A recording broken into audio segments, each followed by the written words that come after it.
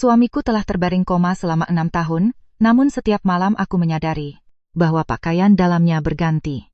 Curiga, aku berpura-pura melakukan perjalanan bisnis keluar kota. Malamnya, aku menyelinap kembali dan mengintip melalui jendela kamar tidur. Apa yang kulihat membuatku terguncang hebat. Senja mulai turun, mewarnai langit di balik jendela besar dengan rona ungu dan kemerahan, menerangi keputihan kamar yang steril dengan sinar terakhir yang lemah. Aku meletakkan tas kerjaku di sofa, berusaha membuat suara sekecil mungkin, meskipun aku tahu orang yang terbaring di tempat tidur itu mungkin tidak bisa mendengar apa-apa. Selama 6 tahun, ruangan ini selalu tenggelam dalam keheningan dan bau antiseptik yang menyengat, bau khas rumah sakit yang kini telah menjadi aroma rumah kami di Jakarta Selatan. Aku mendekati tempat tidur, menatap Budi, suamiku yang tak bergerak seperti patung lilin yang indah namun mati. Wajahnya tetap setampan dulu. Matanya terpejam, dadanya naik turun dengan lemah mengikuti irama alat bantu pernapasan. Aku duduk di tepi tempat tidur, membelai lembut rambut yang jatuh di dahinya. Hatiku dipenuhi kesedihan yang sudah akrab. 6 tahun lalu. Kecelakaan. Mengerikan merenggut suami yang ceria dan berbakat yang pernah kumiliki, meninggalkan tubuh tak bergerak yang membutuhkan perawatan untuk setiap suapan dan setiap momen istirahat. Siapapun yang melihatku selalu memujiku sebagai istri yang setia. Mereka bahkan memanggilku wanita berhati malaikat karena mengorbankan masa mudaku untuk merawat suami yang koma. Namun mereka tidak tahu betapa kesepiannya perasaanku setiap malam menghadapi 4 dinding dingin ini. Aku membungkuk untuk mencium keningnya, seperti kebiasaanku saat pulang kerja dari kantor, agar dia tahu istrinya telah kembali. Namun begitu hidungku menyentuh kulit lehernya, aku berhenti mendadak. Bercampur dengan bau alkohol medis dan sabun bayi lembut yang kugunakan. Untuknya, ada aroma aneh yang menyerang indera penciumanku. Itu adalah bau parfum yang menyengat dan menggoda, jenis aroma kayu-kayuan dengan cendana dan kesturi, yang biasa ditemukan pada parfum pria mewah. Dan yang lebih mengkhawatirkan, aku mencium bau samar asap rokok dingin. Bau tajam yang menempel pada kulit seorang pria yang baru saja merokok. Aku mundur, dengan jantung berdegup kencang. Budi telah terbaring di tempat tidur selama 6 tahun. Mustahil dia merokok, dan dia tidak pernah memakai parfum. Aku mencoba menenangkan diri. Mungkin itu bau dokter yang datang memeriksanya. Tapi kemudian aku ingat dokter pribadinya adalah Dr. Ratna, seorang wanita. Dan perawat pria yang sesekali datang mengganti selang NGT nasogastrik, tidak akan memakai parfum semahal itu. Kecurigaan samar, seperti benih beracun, mulai tumbuh di kepalaku, mengirimkan rasa dingin di sepanjang tulang belakangku. Aku mencoba menepis ide gila ini. Aku bangkit dan pergi ke kamar mandi untuk mengambil air hangat guna menyekanya. Pekerjaan di perusahaan sangat menekan, tetapi begitu di rumah, aku tidak pernah membiarkan pembantu menyentuh tubuh suamiku. Aku ingin merawatnya sendiri. Itu satu-satunya cara aku merasa masih terhubung dengannya. Setelah menyekanya dan mengganti pakaiannya, aku membawa baskom dan keranjang pakaian kotor ke ruang cuci di lantai bawah. Bokyem, pembantu yang jujur dan sederhana yang telah bersama kami sejak kecelakaan Budi, sedang sibuk memasak di dapur. Aku berniat melupakan aroma aneh itu sampai aku mulai memisahkan pakaian untuk dimasukkan ke mesin cuci. Di keranjang Budi, biasanya hanya ada popok dewasa, beberapa handuk, dan celana pendek katun longgar untuk memudahkan perawatannya. Tapi hari ini tanganku menyentuh kain yang berbeda, halus, dingin, elastis. Aku menariknya dari dasar keranjang, dan seluruh tubuhku membeku. Di tanganku ada celana dalam model boxer bermerek berwarna merah tua. Model yang ketat dan modern. Jelas bukan yang kubeli untuk Budi. Sebagai pasien yang terbaring di tempat tidur yang tidak bisa mengontrol buang airnya, bagaimana dia bisa memakai celana dalam yang begitu ketat dan sulit dilepas? Dengan gemetar, aku mengangkat pakaian itu untuk melihat lebih jelas dan kenyataan pahit menghantamku hingga perutku mual. Celana dalam ini telah dipakai. Di bagian depan masih ada noda fisiologis kecil, yang khas dari seorang pria setelah berhubungan. Aku terpaku di tengah ruang cuci, mencengkeram erat pakaian aneh itu. Rasa dingin menjalar ke seluruh tubuhku dari tengkuk hingga kaki. Suamiku adalah pria yang koma. Dia terbaring, tak bergerak di sana. Semua aktivitasnya bergantung pada mesin dan orang lain. Jadi, dari mana datangnya celana dalam pria yang penuh nafsu ini? Apakah ada pria yang menyusup ke rumahku dan berganti pakaian di kamar suamiku? Atau Mbok Ia membawa seseorang ke rumah secara diam-diam? 1000 pertanyaan berputar di kepalaku, tetapi naluri wanitaku mengatakan bahwa ada rahasia mengerikan yang tersembunyi di rumah yang tampak tenang ini. Sambil memegang pakaian dalam aneh itu, aku menarik napas dalam-dalam untuk menenangkan diri, berusaha tidak menunjukkan kepanikan di wajahku. Aku menyembunyikan celana dalam itu di saku jaket yang tergantung dan masuk ke dapur. Mbok Yem sedang sibuk mengaduk sayur lodeh. Mbok Yem sudah berusia di atas 50 tahun. Dia wanita, bertubuh kekar dan berwajah ramah, dengan kerutan yang menandai berlalunya waktu. Dia bekerja di rumahku hampir 6 tahun, sejak hari aku membawa Budi pulang dari rumah sakit. Dia merawatnya seperti anaknya sendiri, dan aku tidak pernah mendengarnya mengeluh. Apakah wanita sederhana seperti dia berani melakukan sesuatu yang tidak pantas di belakangku? Aku bersandar di kusen pintu dapur dan berkata dengan suara pelan namun menyelidik. Mbok Yem, apa ada tamu yang datang hari ini atau kerabat Mbok dari kampung? Mbok Yem terkejut dan berbalik. Cepat-cepat mengeringkan tangannya di celemek, dan tersenyum ramah. Tidak, Bu Aminah. Ibu pergi kerja dan saya di rumah, membersihkan dan merawat Pak Budi. Pagar depan terkunci seharian. Tidak mungkin ada yang masuk. Lagi pula, keluarga saya di kampung di Jawa Tengah sedang sibuk panen. Mereka tidak akan berani datang mengganggu. Tatapannya jernih, menatapku tanpa jejak kegugupan atau penghindaran. Aku tahu. Karakternya, dia sangat menghormatiku dan sangat jujur. Bahkan jika ditawari uang, dia tidak akan berani membawa pria asing ke rumah dengan kamera pengawas di pintu masuk utama. Jadi, milik siapa celana dalam itu? Dan bau parfum serta rokok di tubuh suamiku? Sebuah pikiran gila melintas di benakku. Mungkinkah Budi sendiri yang memakainya? Aku tertawa pahit, memukul kepalaku, karena ide yang begitu absurd. Dia lumpuh total, dengan atrofi otot. Rekam medisnya menumpuk di lemari. Bagaimana dia bisa duduk dan berganti pakaian, apalagi berhubungan sampai meninggalkan jejak seperti itu? Tapi kegelisahan itu, seperti ular berbisa, terus merayap di benakku, mencegahku untuk tenang. Aku memutuskan untuk tidak membuat keributan dulu. Aku perlu melihat kebenaran dengan mataku sendiri. Keesokan paginya, aku memanfaatkan jam makan siang untuk pergi ke sebuah mal elektronik di daerah Serpong, jauh dari rumah dan kantor. Untuk menghindari bertemu kenalan, aku membeli kamera mikro canggih dengan kemampuan merekam malam hari dan koneksi langsung ke ponselku. Yang tersamar, sempurna dalam bentuk stop kontak dinding. Setibanya di rumah, sementara Mbok Yem menjemur pakaian di halaman belakang dan Dr. Ratna belum datang, aku segera mengganti stop kontak di sudut kamar tidur. Posisinya mengarah langsung ke tempat tidur Budi, mencakup seluruh ruangan, tanpa seorang pun, bahkan Budi jika dia bisa melihat yang tahu. 3 hari pertama berlalu dalam keheningan yang membosankan. Setiap kali aku punya waktu luang di kantor atau larut malam, aku membuka aplikasi di ponselku untuk memeriksa. Layar hanya menunjukkan Budi yang tak bergerak. Sesekali, Mbok Yem masuk untuk membersihkan dan mengubah posisinya, atau Dr. Ratna datang untuk melakukan akupunktur dan memijat otot-ototnya. Semuanya berjalan sesuai prosedur 6 tahun terakhir. Begitu normal sehingga aku mulai meragukan diriku sendiri. Mungkin aku terlalu sensitif. Mungkin celana dalam itu hanya kesalahan binatu, terbawa secara tidak sengaja oleh Mbok Yem. Namun, pada malam keempat, kesabaranku terbayar dengan penemuan yang membuat darahku membeku. Malam itu aku tidak bisa tidur, berguling-guling di tempat tidur sampai hampir jam 1 pagi. Ketika aku mengambil ponsel untuk memeriksa kamera, layar menunjukkan dengan jelas keremangan kamar di bawah cahaya kuning, pucat lampu tidur. Tiba-tiba, sinyal terputus dengan keras. Garis horizontal dan vertikal berlari kacau. Kemudian layar menjadi hitam total, sinyal hilang. Aku pikir wifi rumah bermasalah dan segera beralih ke 4G. Tapi situasinya sama. Gangguan ini berlangsung tepat 60 menit. Pukul 3 pagi tepat, layar kamera menyala lagi, setajam seolah tidak terjadi apa-apa. Jantungku berdegup kencang. Aku memutar ulang rekaman tepat pada saat sinyal kembali. Budi masih terbaring di sana, selimut menutupi tubuhnya dengan rapi.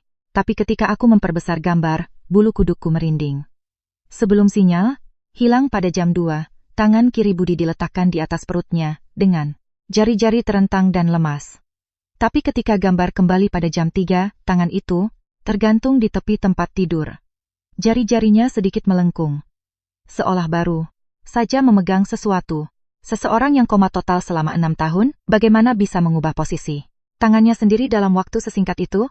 Ini bukan hantu, bukan kesalahan teknis. Seseorang telah menggunakan pengacau sinyal untuk menonaktifkan kamera selama tepat 1 jam. Dan dalam 1 jam kebutaan itu, di kamar tidur suamiku dan aku, telah terjadi hal-hal yang perlu disembunyikan dengan sangat hati-hati.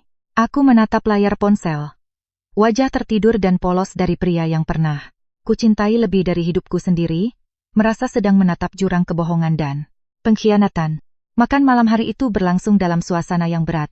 Meskipun di luar turun hujan deras musim panas, suara tetesan air di atap teras sepertinya ingin menyapu panas yang menyesakkan dari bumi. Aku duduk di ujung meja. Di depanku, semangkuk sop ikan panas yang baru saja disiapkan Bok Yem. Tapi ada simpul pahit di tenggorokanku, dan aku tidak bisa menelan 1 sendok pun. Aku menatap Budi, terbaring di tempat tidur tidak jauh dari situ. Dan kemudian pada dokter Ratna, yang merawatnya dengan penuh perhatian. Semuanya terus berjalan dengan normal, seperti ribuan hari sebelumnya, normalitas yang menakutkan. Aku menarik napas dalam-dalam, mencoba agar ekspresiku tampak alami, lalu meletakkan sendok garpu dan memecah keheningan. Aku berkata dengan nada sedikit lelah yang dibuat-buat. Mbok Yem, Dokter Ratna, sepertinya besok saya harus pergi ke Medan. Ada proyek di sana dengan masalah struktural besar. Kontraktornya melakukan pekerjaan asal-asalan, dan saya harus pergi sendiri untuk menyelesaikannya. Mbok Yem, yang sedang menyajikan makan malam, berhenti, mata tuanya mencerminkan kekhawatiran. Mendadak sekali, Bu Aminah. Berapa lama ibu akan pergi? Akhir-akhir ini ibu sangat kurus. Jangan terlalu memaksakan diri dengan pekerjaan. Kalau ibu sakit di sana, siapa yang akan merawat ibu? Kekhawatiran tulusnya menyentuhku dan rasa bersalah menguasai diriku karena harus berbohong pada wanita jujur ini. Aku menoleh untuk mengamati Ratna. Berbeda dengan kekhawatiran Bok Yem, Ratna hanya menyesuaikan kacamatanya. Perlahan, tangan yang memegang stetoskop berhenti sejenak dan kemudian dia menatapku dengan senyum yang sangat profesional. Bu Aminah, tenang saja. Pergilah untuk perjalanan dinas ibu. Di rumah, Mbok Yem dan saya akan mengurus semuanya. Kondisi Pak Budi sangat stabil. Jangan terlalu khawatir sampai mempengaruhi kesehatan ibu sendiri. Tatapannya bertemu dengan tatapanku dengan cepat. Tatapan tajam dan penuh. Perhitungan yang tersembunyi di balik kacamata tebal. Dulu aku akan sangat berterima kasih, tapi sekarang senyumnya hanya membuatku merinding. Pukul 5 sore, aku membawa koperku keluar pintu. Langit masih gerimis. Angin kencang bertiup melalui pohon-pohon besar di pinggir jalan. Aku memberi beberapa instruksi pada Mbok Yem sebelum naik dengan enggan ke GrabCar yang sudah menungguku. Mobil melaju. Aku menoleh ke belakang. Menatap untuk terakhir kalinya melalui tirai hujan ke rumah mewah 3 lantai itu. Dalam hatiku, aku bertanya-tanya, apakah setelah perjalanan penuh badai ini tempat itu akan tetap menjadi rumahku?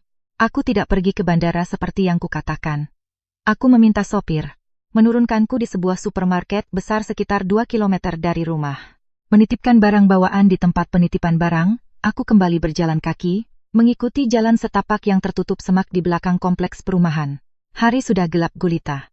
Taman rumahku tenggelam dalam kegelapan yang sunyi. Hanya terdengar suara kodok setelah hujan. Aku menyelinap melalui pagar tanaman, kembang sepatu dan bersembunyi di antara semak-semak lebat tepat di depan jendela kamar tidur lantai 2. Nyamuk dan serangga mulai menyerangku. Gigitan yang gatal di seluruh lengan dan kakiku. Tapi aku menggigit bibir dan bertahan, tanpa berani bergerak. Tubuhku basah kuyup oleh embun malam dan keringat dingin, tapi mataku tetap terpaku pada jendela yang menyala. Pukul 10 malam, lampu kamar padam. Suasana menjadi tegang dan sunyi. Tepat pukul 2 dini hari, sebuah mobil hitam berhenti di depan pintu samping, tempat yang biasanya digunakan untuk mengeluarkan sampah. Pintu mobil terbuka. Sesosok wanita turun dengan langkah cepat dan tegas. Di bawah cahaya lampu jalan, yang remang-remang, aku mengenali Ratna. Dia tidak membunyikan bel, tidak juga menelepon. Dia merogoh tasnya, mengeluarkan seuntai kunci dan memasukkannya ke lubang kunci pintu samping dengan sangat cekatan. Suara klik bergema di malam hari. Pintu terbuka, menelan sosoknya. Jantungku berdegup begitu kencang hingga rasanya akan keluar dari dada. Aku melepas sepatu hak tinggiku, berjalan tanpa alas kaki di atas rumput basah dan dingin, dan mendekati rumah dengan mengendap-endap.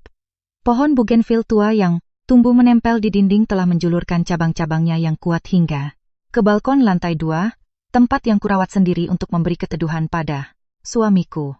Sekarang, tanaman itu menjadi satu-satunya tangga yang akan membantuku mendekati kebenaran. Aku mencengkeram cabang-cabang yang kasar.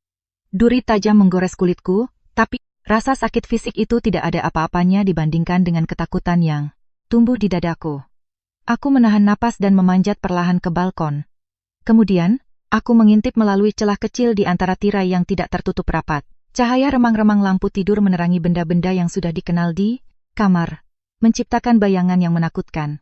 Aku mencengkeram erat pagar balkon, yang dingin, menahan napas saat melihat ke dalam. Keheningan begitu rupa, sehingga aku merasa bisa mendengar darahku sendiri berdenyut di nadi. Di atas tempat tidur medis, di mana suamiku telah terbaring tak bergerak. Selama 6 tahun, selimut dan bantal sekarang terlempar ke samping, dan Budi, pria yang didiagnosis dokter dengan atrofi otot dan kelumpuhan total permanen, sedang duduk dengan tenang di tepi tempat tidur. Aku menggosok mataku berulang kali, berharap itu hanya halusinasi akibat kelelahan dan stres. Tapi tidak, pemandangan di depan mataku itu nyata dan kejam. Budi berdiri dan meregangkan bahunya dengan puas. Otot-otot tubuhnya bergerak dengan luwes di bawah piyama sutra. Tidak ada jejak atrofi atau kelemahan. Dia berjalan mondar-mandir di kamar dengan langkah tegas. Di tangannya dia memegang segelas anggur merah yang berkilau. Sesekali dia mendekatkannya ke hidung untuk menikmati aromanya. Ratna sedang duduk di sofa beludru di depannya. Dia tidak lagi mengenakan jas putih dokter, melainkan baju tidur tipis yang menggoda. Dia bersandar ke belakang dengan satu tangan membelai perutnya. Suaranya yang merdu menembus kaca jendela tipis hingga ke telingaku. Sayang, kapan kamu akan mengakhiri sandiwara pura-pura mati ini? Aku lelah. Bayi kita sudah mulai menendang. Apa kamu akan membiarkan anak kita lahir tanpa bisa memanggil ayahnya sebagaimana mestinya? Kata-kata Ratna seperti pisau tajam yang menancap langsung ke hatiku. Memutar luka yang belum sembuh. Seorang anak, dia hamil. Jadi, perut yang sedikit membuncit yang kuperhatikan akhir-akhir ini, dan kuanggap karena dia gemukan, sebenarnya adalah buah dari hubungan terlarang mereka. Budi berbalik, meletakkan gelas di meja, mendekat dan memeluk Ratna dari samping, membungkuk untuk mencium rambutnya dengan mesra. Suara berat dan hangat, yang begitu kurindukan selama 6 tahun sekarang terdengar penuh ejekan dan kekejaman. Dia tertawa mencemooh, sabar, sayang. Kalau kita terburu-buru, kita merusak rencana besar. Istri bodoh itu belum menandatangani pengalihan tanah proyek di Cikarang ke namaku. Dia pikir dia sedang menebus kesalahannya, berkorban untuk suaminya.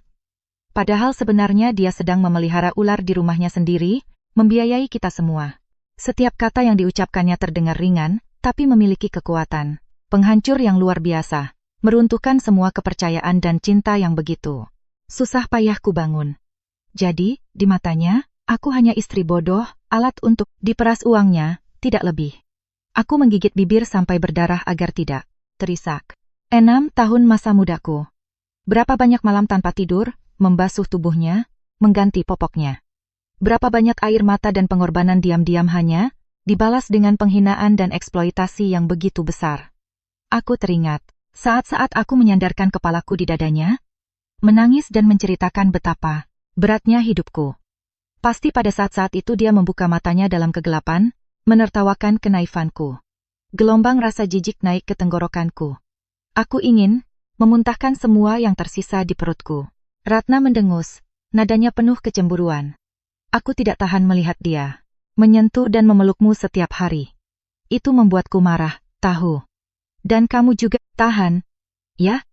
Diam seperti batang kayu sementara dia meraba-rabamu selama bertahun-tahun. Budi mencubit hidungnya, tertawa menggoda. Ya, aku harus berkorban untuk mendapatkan uang yang akan menghidupimu dan anak kita. Sudahlah, jangan bicarakan wanita itu lagi. Merusak suasana hatiku. Ayo kita ke rumah sebelah. Malam ini aku ingin minum sedikit lebih banyak. Setelah mengatakan itu, Budi meraih tangan Ratna dan membantunya berdiri. Mereka tidak menuju pintu utama. ataupun kamar mandi.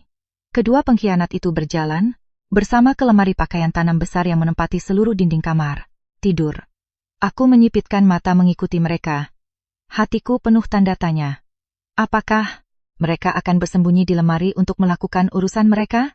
Tapi apa yang terjadi selanjutnya lebih menakutkan daripada mimpi buruk terburukku. Budi mengulurkan tangan dan menekan titik tersembunyi di bagian bawah rak kayu kedua lemari. Terdengar bunyi klik kering, diikuti dengungan halus motor.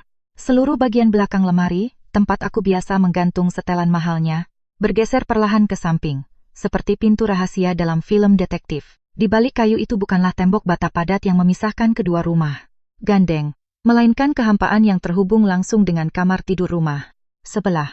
Aku mencengkeram pagar balkon. Kakiku gemetar begitu hebat hingga aku hampir jatuh. Rumah sebelah adalah rumah gandeng dari proyek yang sama dengan milikku, tapi sejak aku pindah ke sini 6 tahun lalu, rumah itu selalu tertutup rapat, dengan tanda dijual yang sudah pudar. Aku selalu percaya itu adalah rumah kosong tak berpenghuni. Sesekali, Mbok Yem bahkan mengeluh bahwa tikus dari sana menyusup ke rumah kami. Jadi, tembok yang memisahkan kedua rumah telah dirobohkan entah kapan dan disamarkan dengan sempurna.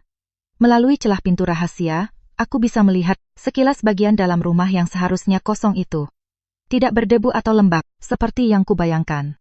Sebaliknya, didekorasi dengan mewah dengan lampu, gantung kristal, sofa desainer, dan lukisan mahal. Itu adalah sarang cinta sejati mereka. Tempat di mana Budi dan Ratna menjalani kehidupan mewah dengan uang dari keringat dan air mataku. Budi melingkarkan lengannya di pinggang Ratna dan mereka melangkah melewati pintu itu. Kemudian, pintu tertutup lagi, mengembalikan kamarku pada keheningan dan dingin yang biasa. Aku terpaku di tengah balkon yang berangin. Merasa seperti boneka yang telah dikendalikan seseorang selama bertahun-tahun. Jadi Budi tidak terbaring tempat tidur 24 jam sehari. Siang hari dia memainkan peran sebagai suami yang menyedihkan agar aku merawat dan melayaninya. Malam hari, ketika aku kelelahan dan tidur, atau tidak ada di rumah, dia menyelinap melalui lubang itu ke rumah sebelah untuk menikmati kehidupan mewah dengan selingkuhannya. Mungkin, saat aku bekerja, dia juga ada di sana, kembali ke tempat tidur tepat pada waktunya untuk kepulanganku dari kantor. Kebenaran ini terlalu kejam, terlalu berat bagi seorang wanita yang selalu menganggap keluarga sebagai yang terpenting. Aku teringat malam-malam musim hujan yang dingin. Aku tidak berani menyalakan AC terlalu dingin, takut kulitnya kering. Aku bangun 2 atau 3 kali untuk menyelimutinya, sementara dia mungkin sedang berbaring di tempat tidur empuk di sisi lain dinding, menertawakan kebodohanku. Perasaan dikhianati, ditipu, dan diinjak-injak harga dirinya menekan dadaku, membuatku sulit bernapas seolah ada yang mencekikku. Aku ingin berteriak, menyerbu masuk dan menghancurkan sarang perzinahan itu. Menyeret pasangan penipu itu ke tempat terang. Tapi sedikit akal sehat yang tersisa mencegahku melakukan kegilaan seperti itu. Aku sendirian di tengah malam. Bagaimana aku akan menghadapi 2 orang sehat, yang penuh niat jahat? Jika aku menyerbu sekarang, mungkin Budi akan membunuhku. Untuk membungkam saksi, atau mereka akan menyangkal semuanya, mengatakan bahwa aku berhalusinasi. Angin malam bertiup kencang, membawa rasa dingin yang menusuk, hingga ke tulang dan meresap ke dalam tubuhku yang basah kuyup. Aku menahan diri ketika rasa pusing menyerangku, harus mencengkeram pagar balkon dengan kuat agar tidak jatuh. Aku tahu aku tidak boleh hancur sekarang. Aku harus hidup. Aku harus tetap jernih untuk mendapatkan kembali semua milikku, untuk membuat mereka membayar 6 tahun masa mudaku dan miliaran rupiah hasil karya kerasku. Aku menarik napas dalam-dalam, mencoba menenangkan detak jantungku yang tak terkendali. Mataku menatap tajam ke dinding pemisah yang dingin dengan kebencian yang luar biasa. Aku butuh waktu lama untuk mengumpulkan kekuatan yang cukup untuk turun dari pohon bougainville. Duri-duri tajam menggores tangan, kaki, dan wajahku. Darah mengalir bercampur dengan air hujan dan keringat asin, tapi aku tidak lagi merasakan sakit. Apa artinya rasa sakit fisik ini dibandingkan dengan luka menganga di jiwaku? Aku berjalan terhuyung-huyung di atas rumput basah, mencoba tidak membuat suara, meluncur melalui taman yang gelap seperti hantu yang gentayangan. Aku tidak berani langsung mengambil mobil, takut suara mesin akan memperingatkan mereka. Aku berjalan dengan susah payah ke jalan utama, dan menyetop Grab car yang lewat untuk kembali ke hotel kecil tempat aku memesan kamar sore tadi. Duduk di dalam mobil, aku meringkuk di bawah selimut tipis yang diberikan sopir. Yang baik hati. Gigiku gemeretak. Sopir menatapku melalui kaca spion dengan khawatir. Bu, ibu baik-baik saja? Kelihatannya seperti baru keluar dari sungai. Mau saya antar ke rumah sakit? Aku menggelengkan kepala dengan cepat. Suaraku parau. Tidak, terima kasih Pak. Saya hanya kehujanan sedikit. Tolong antar saya ke hotel. Setibanya di kamar, aku berlari ke kamar mandi. Aku menyalakan air panas maksimal dan berdiri di bawah pancuran untuk membersihkan kotoran dan perasaan najis yang menempel di tubuhku. Aku menggosok diri dengan kuat sampai kulitku memerah, seolah ingin merobek lapisan kulit yang pernah disentuh oleh suami penipu itu. Lebih tenang, aku keluar terbalut handuk dan duduk merenung di tempat tidur. Malam ini terasa tak berujung. Aku tidak bisa memejamkan mata sama sekali. Aku membuka aplikasi kamera keamanan di ponselku. Seperti dugaanku, rekaman video dari jam 2 hingga jam 3 pagi telah sepenuhnya terganggu. Layar hitam dengan garis horizontal dan vertikal yang menari. Namun aku ingat saat sebelum memanjat pohon, ketika aku melihat tangan Budi bergerak di layar 3 hari yang lalu. Aku mencari lagi di penyimpanan cloud. Untungnya, klip singkat beberapa detik, itu masih utuh. Itu adalah momen pukul 5 pagi kemarin lusa, ketika sinyal pulih sekilas, dan kamera menyala lagi, merekam lengan kiri Budi turun perlahan. Jari-jarinya menekuk dan meregang dengan lincah untuk merapikan tepi selimut. Meskipun itu gerakan kecil bagi pasien yang didiagnosis dengan kelumpuhan total, itu adalah keajaiban medis yang tak terjelaskan atau bukti kuat dari penipuan. Dengan gemetar, aku menyimpan klip itu di folder rahasia, membuat cadangan di beberapa tempat berbeda. Ini akan menjadi peluru pertama yang kumuat dalam senjataku, tapi ini saja tidak cukup. Klip pendek tidak bisa menghukum siapa pun. Mereka bisa berargumen bahwa itu adalah refleks otot alami. Aku butuh lebih dari itu. Aku butuh bukti hubungan terlarang mereka, anak di perut Ratna, dan jaringan pencucian uang Kanggi yang telah mereka bangun. Aku duduk, memeluk lutut di dekat jendela, menatap kota yang tenggelam dalam tidur nyenyak. Di luar, cahaya kuning pucat lampu jalan menerangi dedaunan pohon, menciptakan bentuk-bentuk aneh. Aku teringat orang tuaku di kampung, petani dengan tangan tertutup lumpur, yang telah menjual sawah warisan keluarga. Untuk memberiku modal awal bisnisku, agar aku bisa mencapai posisi sekarang. Tapi alih-alih itu, aku telah menggunakan uang dari keringat dan air mata mereka, untuk memelihara komplotan penipu kejam. Penyesalan dan kebencian bercampur membentuk tekad baja di dalam diriku. Mulai saat ini, istri yang baik dan sabar bernama Siti Aminah telah mati. Yang tersisa adalah wanita terluka yang mengasah cakarnya untuk melindungi diri. Keesokan paginya, alih-alih pergi ke medan seperti yang kukatakan, aku duduk diam di kamar hotel dan menyewa detektif swasta terpercaya untuk menyelidiki rumah misterius di sebelah. Dengan jaringan kontak luas di dunia bisnis, hanya dalam 4 jam aku menerima dokumen tebal melalui email. Tanganku gemetar saat membuka setiap file yang dilampirkan. Jantungku berdegup seolah menunggu vonis mati pernikahanku sendiri. Hasilnya tidak terduga, tapi kebenaran yang gamblang masih membuatku pusing. Rumah gandeng itu tidak kosong atau tak berpenghuni. Nama pemilik yang terdaftar adalah sepupu jauh Dr. Ratna, yang telah meninggal 3 tahun lalu karena penyakit parah. Yang mengejutkan adalah, meskipun pemiliknya sudah meninggal, rumah itu terus memiliki aktivitas yang sangat intens. Tagihan listrik dan air bulanan sangat tinggi, setara dengan konsumsi keluarga 4 orang dengan AC, menyala 24 jam sehari. Detektif itu juga memberiku informasi penting lainnya. Ratna bukan hanya dokter pribadi. Dia dan Budi adalah teman kuliah di Fakultas Kedokteran Universitas Indonesia. Mereka bahkan sempat berpacaran sebentar sebelum Budi bertemu denganku. Semua potongan teka-teki yang tersebar tiba-tiba menyatu menjadi gambar yang lengkap dan menakutkan. Tidak ada kebetulan. Semuanya adalah skenario yang direncanakan sejak 6 tahun lalu atau bahkan lebih. Aku menutup laptop dan menatap keluar jendela ke kota yang bising. Tapi kenapa hatiku terasa begitu dingin? Aku meninggalkan hotel dan menuju kedai kopi yang tenang di gang yang jarang dilalui orang untuk melanjutkan penyelidikanku. Dengan akses administrator ke perusahaan, aku masuk ke sistem akuntansi internal dan mulai memeriksa arus dana selama 6 tahun terakhir. Dulu, karena terlalu mempercayai Budi dan merasa bersalah atas kecelakaan itu. Aku menandatangani semua dokumen tanpa sedikit pun kecurigaan. Aku bahkan memberi Ratna kuasa untuk mengelola yayasan amal bernama Yayasan Peduli Otak untuk mendapatkan pahala bagi suamiku. Angka yang muncul di layar membuatku membeku. 10 miliar rupiah. Itu adalah jumlah total yang telah kukeluarkan selama 6 tahun dengan dalih pengobatan dan kegiatan amal, faktur impor obat-obatan khusus dari luar negeri, peralatan medis canggih. Semuanya dibeli dengan harga selangit dari perusahaan fiktif. Aku memeriksa NPWP perusahaan-perusahaan ini dan ngeri menemukan bahwa semuanya adalah perusahaan bodong. Perwakilan hukumnya tidak lain adalah kerabat jauh Ratna yang bahkan tidak memiliki hubungan darah. Jadi, uang dari keringat dan air mataku, uang dari penjualan tanah orang tuaku di kampung, telah dicuci melalui yayasan amal palsu itu dan kemudian mengalir langsung ke kantong pribadi pasangan pezina itu. Mereka menggunakan uangku untuk membeli rumah di sebelah, membeli perabotan mewah, barang-barang bermerek untuk Ratna, dan untuk membesarkan anak haram yang tumbuh di perutnya.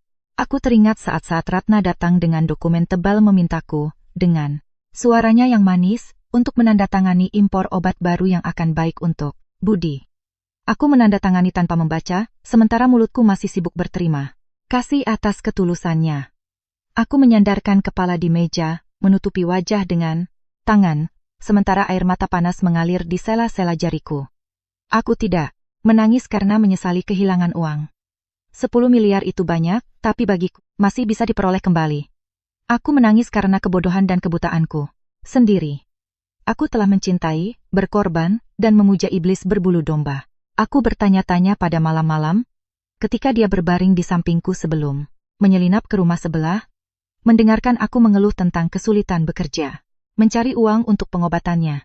Apa yang dipikirkan Budi? Apakah dia merasakan sedikit pun belas kasihan atau hanya menghitung dalam diam berapa banyak lagi dia bisa memeras aku? Sementara aku tenggelam dalam kemarahan, tiba-tiba ponsel berdering.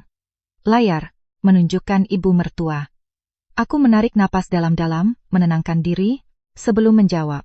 Di seberang sana, suara Ibu Harsono terdengar melengking dan menuntut, Aminah. Perjalanan bisnis macam apa ini yang meninggalkan suamimu di rumah? Dengan orang lain? Ratna baru saja meneleponku untuk mengatakan bahwa Budi membutuhkan filter dialisis baru, yang terbaik dari Jerman. Harganya Rp 20 juta. Transfer sekarang agar dokter bisa memesannya. Jangan sampai terlambat.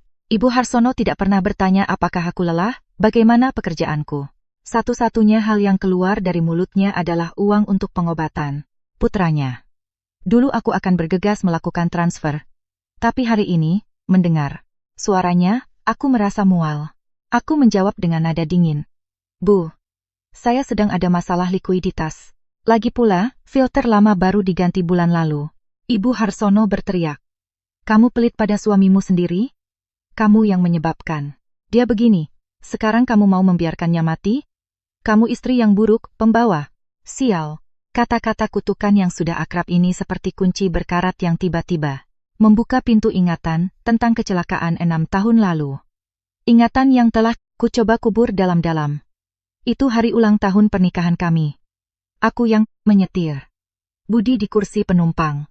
Kami berada di jalan pegunungan yang sepi di daerah puncak. Aku ingat jelas bahwa aku mengemudi dengan sangat hati-hati, dengan kecepatan rendah.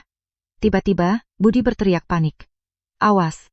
Kemudian dia mencondongkan tubuh, merebut setir dariku dan memutarnya tajam ke arah jurang.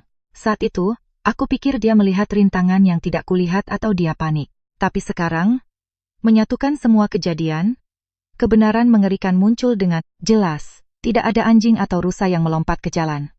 Budi sengaja menyebabkan kecelakaan itu. Dia ingin kami berdua mati. Atau setidaknya, mengalami kecelakaan parah untuk mengklaim asuransi jiwa besar yang telah kami ambil sebulan sebelumnya, atau dia ingin keluar dari pernikahan ini dengan cara paling tragis agar aku hidup dengan penyesalan seumur hidup. Apapun tujuannya, aku yang selamat tanpa luka serius, telah jatuh ke dalam perangkap psikologisnya yang sempurna. Rasa bersalah telah mengubahku menjadi budak keluarganya, melayani mereka seperti raja selama 6 tahun yang panjang. Aku meremas ponsel dengan kuat. Buku-buku jariku memutih. Suaraku menjadi lebih tegas dari sebelumnya. Ibu tenang saja. Saya akan segera kembali. Kali ini saya akan menyembuhkannya sepenuhnya. Saya tidak akan membiarkan dia menderita lagi. Aku menutup telepon. Di kepalaku sudah terbentuk rencana balas dendam yang kejam. Setelah 3 hari perjalanan bisnis palsu, aku menyetir kembali ke rumah. Gerbang besi yang berat terbuka. Mbok Yem berlari keluar menyambutku. Wajahnya gembira, tapi matanya masih menyiratkan kekhawatiran. Aku masuk dengan koper, mencoba menunjukkan penampilan yang paling kusut dan lelah. Aku naik ke kamar, tidur lantai 2. Bau antiseptik dan minyak sereh kembali menyerang hidungku, tapi kali ini aku tahu, itu hanya bau yang menutupi kebusukan di dalamnya. Budi sudah kembali terbaring di tempat tidur, selimut menutupi dadanya, matanya terpejam. Aktingnya benar-benar layak mendapatkan piala citra. Dokter Ratna ada di sampingnya dengan suntikan di tangan untuk memberinya makan melalui selang. Nengkt. Melihatku masuk, dia tersenyum ramah. Sudah kembali, Bu Aminah. Beberapa hari, ini tekanan darah Pak Budi agak tinggi. Mungkin dia merindukan istrinya. Saya harus menginap semalaman agar dia stabil. Aku menahan mual yang hampir mencekikku. Aku melemparkan tasku ke kursi dan berlari ke tempat tidur, memeluk Budi dengan erat. Aku membenamkan wajahku di dadanya, di mana jantung penipu itu berdetak dengan tenang. Dan kemudian aku menangis sejadi-jadinya. Sayang, maafkan aku. Aku tidak berguna, teriakku dengan air mata dan ingus, mengotori pakaian pasiennya yang bersih. Aku merasakan tubuh Budi sedikit menegang karena terkejut, tapi dia tetap tak bergerak. Ratna segera meletakkan suntikan dan menepuk punggungku. Aduh, Bu Aminah. Ada apa? Tenanglah, Ibu akan menakuti Pak Budi. Aku mengangkat pandangan dengan mata bengkak dan menatap Ratna. Suaraku gemetar karena putus asa. Ratna, perusahaan bangkrut. Proyek di Medan runtuh. Mereka menuntut ganti rugi karena wan prestasi kontrak sebesar ratusan miliar rupiah. Saya kehilangan segalanya. Saya harus menjual rumah, mobil, menjual semuanya untuk membayar. Saat berbicara, aku mengamati ekspresi Budi secara diam-diam. Tepat ketika aku menyebutkan kata menjual rumah, kelopak matanya berkedut kuat dan tangannya yang tersembunyi di bawah selimut tiba-tiba mengepal. Ratna juga memucat tergagap. Bagaimana bisa begitu parah, Bu Aminah? Dan uang untuk pengobatan Pak Budi? Aku menggelengkan kepala dengan ekspresi siksaan yang luar biasa. Mungkin kita harus membawanya kembali ke kampung. Ratna tinggal di rumah sederhana. Minum obat herbal untuk bertahan hidup. Dari mana kita akan mendapatkan uang untuk terus tinggal di sini? Maafkan aku, sayang. Aku yang menyebabkan ini. Aku menyandarkan kepala di dada Budi dan terus menangis, tapi sudut bibirku diam-diam menyunggingkan senyum dingin. Setelah melepaskan berita mengejutkan tentang kebangkrutan, aku melihat bagaimana suasana di rumah mewah ini berubah total. Keheningan yang menyelimutinya bukan lagi ketenangan rumah orang sakit, melainkan ketegangan, perhitungan yang mendidih di kepala masing-masing. Ratna meminta maaf untuk keluar menelepon, pasti untuk memberitahu komplotannya tentang situasi keuanganku yang kritis. Sementara itu, Budi terus terbaring di sana. Tapi, napasnya lebih cepat dari biasanya. Dadanya naik turun tidak teratur. Aku tahu, binatang buas itu terluka dan panik, tapi masih mencoba untuk tetap tak bergerak, menunggu kesempatan. Saat makan siang, aku menyuruh Mbok Yem beristirahat agar aku bisa menyiapkan bubur nutrisi sendiri dan memberi makan suamiku melalui selang. Aku menyiapkan campuran daging cincang halus dan hangat. Aku memasukkannya ke dalam suntikan besar dan naik ke kamar. Berdiri di depan tempat tidur, aku mengocok suntikan. Perlahan, aku menatap Budi, matanya masih terpejam. Aku duduk di kursi. Suaraku terdengar parau dan penuh penyesalan. Sayang, aku akan memberimu makan sedikit sekarang. Keluarga kita sedang dalam kesulitan. Tidak ada lagi uang untuk membeli susu impor atau serum. Cobalah makan secara normal agar tetap kuat dan melawan penyakit. Aku tidak berguna. Aku tidak bisa merawatmu dengan baik. Saat berbicara, perlahan aku memasukkan ujung suntikan ke selang NGT-nya. Tapi, sebelum menyuntikkan cairannya, aku menghangatkan suntikan dengan tanganku. Sampai menjadi terlalu panas. Tidak sampai membakar selang, tapi cukup panas. Agar cairannya turun ke tenggorokannya, menyebabkan ketidaknyamanan yang hebat. Aku menyuntikkan perlahan. Mengamati setiap otot di wajah tampannya. Ketika Cairan panas mulai turun melalui selang, sebagai refleks alami tubuh yang hidup. Tenggorokan Budi berkontraksi. Erangan kecil lolos dari tenggorokannya dan dahinya dipenuhi keringat. Tapi segera pikiran seorang penipu profesional mengalahkan refleks biologis. Dia memaksa dirinya menelan cairan panas itu, tanpa berani meludah atau berteriak. Aku melihat urat lehernya menonjol, wajahnya memerah karena sakit. Aku berpura-pura panik, berhenti dengan cepat, mengambil tisu untuk membersihkan di sekitar selang, sambil meminta maaf sebesar-besarnya.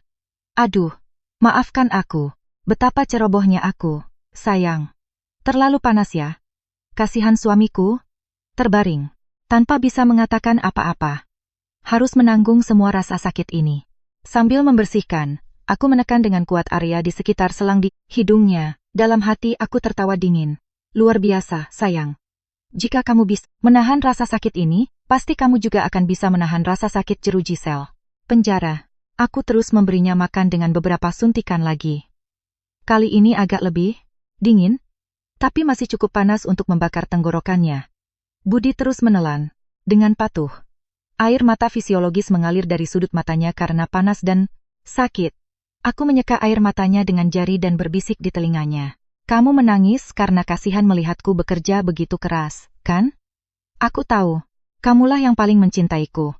Aku berjanji bahwa meskipun aku harus menjual ginjal, aku akan merawatmu. Aku merasakan tubuh Budi bergetar hebat di bawah selimut tipis.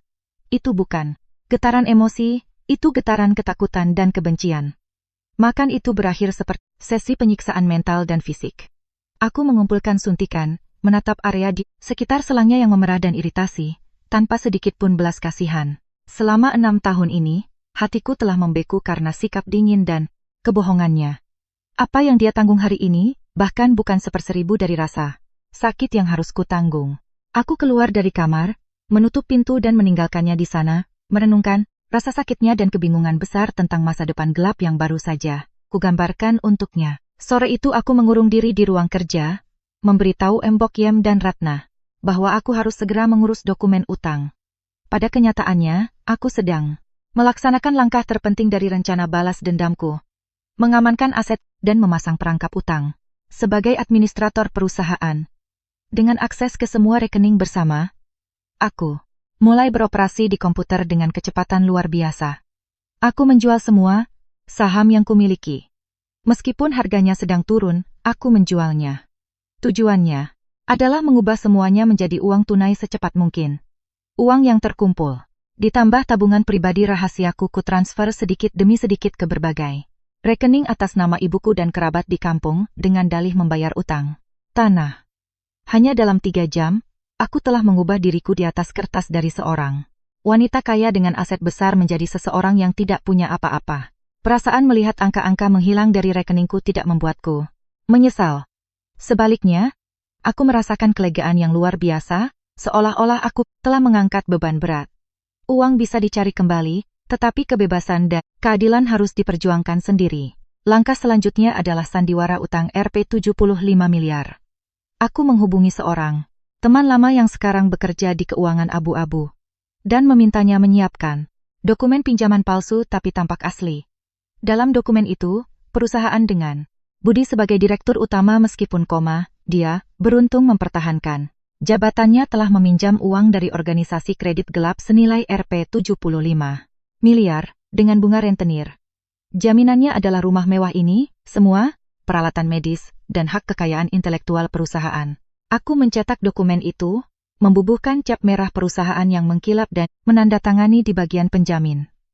Melihat tumpukan dokumen di meja, aku tersenyum puas. Ini akan menjadi hadiah kejutan yang telah kusiapkan untuk Budi dan Ratna ketika mereka merayakan karena mengira akan menguasai kekayaanku.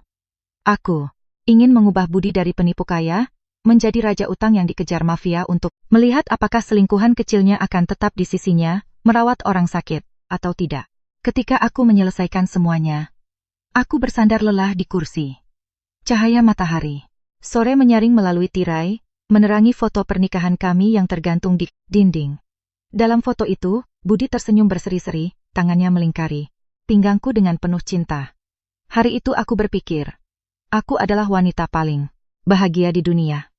Aku tidak membayangkan bahwa aku hanya domba yang digemukkan, menunggu hari pengorbanan.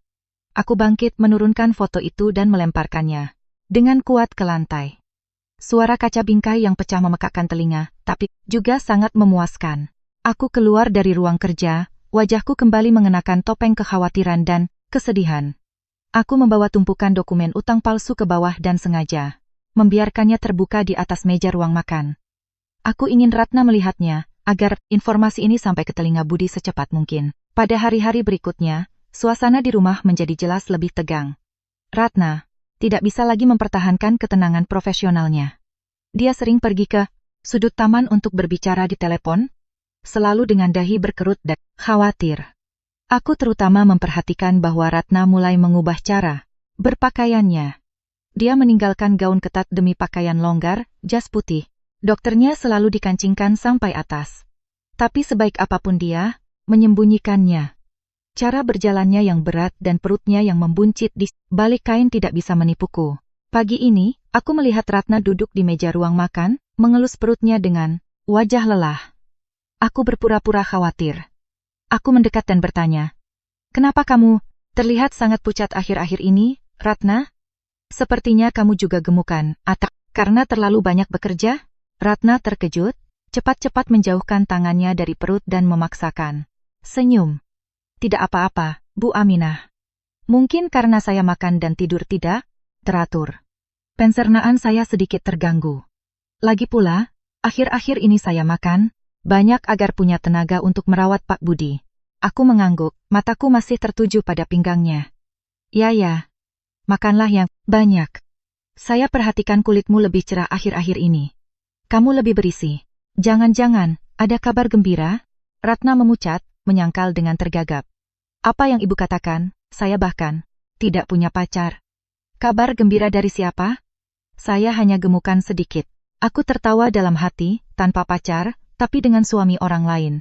Dan bahkan, akan melahirkan anak dari suami orang lain di rumah orang lain. Aku pergi ke dapur dan mengambil sekaleng kornet sapi impor premium, makanan. Kaleng mahal yang biasa ku beli untuk Budi. Harganya selangit.